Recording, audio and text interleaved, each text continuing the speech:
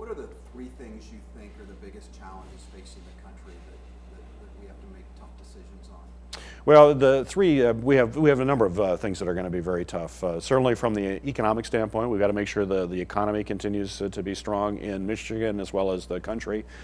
We have to really roll up our sleeves. If we're dealing with the federal deficit, all of these other big issues, the way to most effectively deal with it, at least part of it, is you got to have a strong economy. And when you're dealing with the declining middle class, which I think is one of the most significant issues that we face in this country, is that we've seen most of the economic benefit going to the very top, and the middle class continues to struggle and is shrinking. We can't have a great country if you don't have a strong middle class. You can't have a strong economy if you don't have a strong middle class. You need people to buy things, and that's why you have to have money in the pockets of a lot of people, not just a few. And so that's why that major issue is what really fuels what I talk about, whether it's job creation in manufacturing, small business. I work a great deal on small businesses. Everywhere I travel around the state, I always do a Main Street tour because that's really the engine of growth. In fact, when a lot of small businesses had a hard time getting a loan in order to grow a business, to survive or to start a new business, I authored the State Small Business Credit Initiative. It's an initiative that helps states like Michigan with the MEDC and other states provide lending for those institutions. And actually the provision that I authored, the State Small Business Credit Initiative, has already been credited with creating or saving over 6,000 jobs here in the state of Michigan, over 50,000 jobs all across the country, good paying jobs, and now we need to really expand on that program, which is what I want to do in the United States Senate. But if we're focused on the economy, number one, I believe that is the number one issue we have to deal with. What about tax reform? What needs to be done? Well, tax reform definitely has to be done, and we have to make the system fairer than it is right now, and it's really part of how we also deal with the deficit and other things as we make the system fair. And that means eliminating a lot of the tax loopholes and special breaks that certain lobbyists have been able to insert over the years. If you look at the tax code now, it's thicker than the phone book, if people remember what a phone book used to look like. I don't think we have those anymore, or it's rare, but it's a thick document.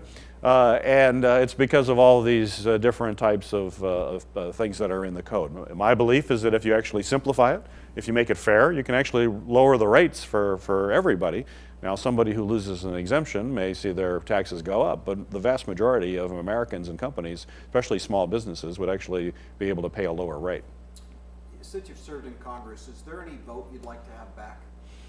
I try to think of votes. The one I did make a vote that I made a mistake. I pushed the wrong button. But other than that, we put a lot of thought into the every vote that we make. But I will say, the problem in Congress with the votes that you get is that usually every vote they're not perfect. I've never had a perfect bill to vote on.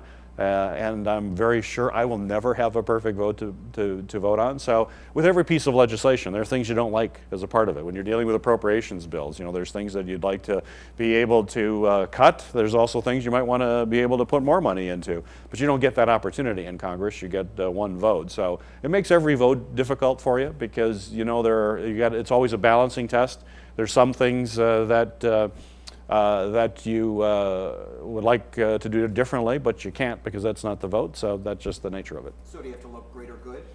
Well, you do. I mean, you got to have a balancing. On balance, that I would like this vote, or I would like to. You have to balance it. I believe that this legislation is more along the lines of where I want to go, but there's things that you've got to fix. I mean, the example certainly is the Affordable Care Act, something that I supported and believe that is very important for our country. I believe everybody in this country, no matter who you are, no matter where you live, should have access to quality, affordable health care. And we've seen it move down the road the way it is, but it's not a perfect bill. There are things that we have to fix. And so, I've introduced legislation, for example, to help small businesses have access to health care, to have tax credits that work for small businesses, especially those that, folks that have companies that are 50 and under, which are where most of the companies have difficulty providing insurance for themselves as the owner or their employees that work there.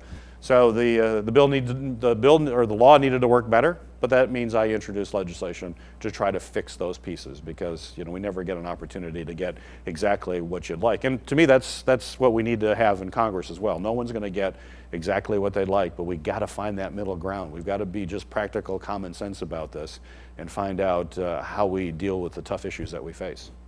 Final two questions, and it's current events really. Do you agree with the government's stance now on ISIS and about handling Ebola? How have we done with that? There's a lot of criticism. Well, they're on Ebola. I mean, Ebola is certainly very, very serious. I'm very concerned about it, like I think everybody in our state is concerned. We have to deal very aggressively with this, but the only way to deal with it is you got to deal with it at its source. We got to do it in West Africa.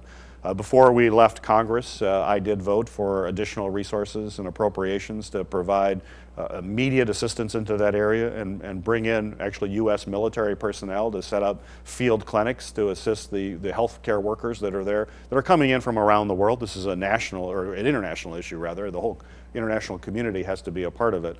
And that takes a little bit of time to step up. It's scary when a disease is moving very rapidly, which is why I've also said that we should have a temporary travel ban. I've believe that makes sense to do in the short run until those healthcare workers and the types of things that we need to be doing in West Africa are fully operational. Then we could reevaluate it at that time. But at least right now, make every effort to contain it as much as we can and bring in as many healthcare workers as possible to contain it in a way that allows us to get through it. ISIS? Well, ISIS is another significant threat to us here in the United States that we have to take very, very seriously. I support the airstrikes that are being conducted against ISIS positions right now to degrade that force and to weaken them. I do not support U.S. combat troops on the ground. I would not support that and believe that needs to be left to Sunni governments and the governments in question. The Iraqis need to step up. I was certainly frustrated, like everybody, I think, when ISIS moved into Iraq and they basically dropped their weapons and ran. This is a force that the United States spent a considerable amount of money training. We put a considerable amount of money into their military equipment, and they didn't use it. So it was very frustrating. However, where we are now, and this is based on briefings that I've had with the Department of Defense in Washington, is that there are now mission-capable units that are in Iraq that can stand up to ISIS, can hold ground, and hopefully eventually push forward with the help of air assistance from the United States as well as coalition partners. But I believe, ultimately the way we deal with ISIL is it has to be Sunni governments in the region. They have to take leadership. They need to step up. Certainly it's a threat to us, but it's even a bigger threat to them. This is in their countries. Also, you have to delegitimize ISIL from a religious perspective, and we're seeing that now, and I think we have to continue to hopefully further or move that along as quickly as possible so that religious leaders in Sunni countries, whether it's Saudi Arabia or Egypt or in Jordan, Bahrain, UAE, all of these areas, really delegitimize this group. This is not about Islam. This is a fundamentalist group. It's an extreme group that doesn't represent the religion. You've got to cut out that legitimacy in order to weaken them, so you can weaken them from the inside out, while we're also pushing back with forces, Sunni ground forces, countries that are involved, and then have the air support capabilities of the U.S. Air Force and Navy, as well as other coalition partners. But it's also very important to have Sunni governments flying those missions as well, which we are seeing. How to run for Senate?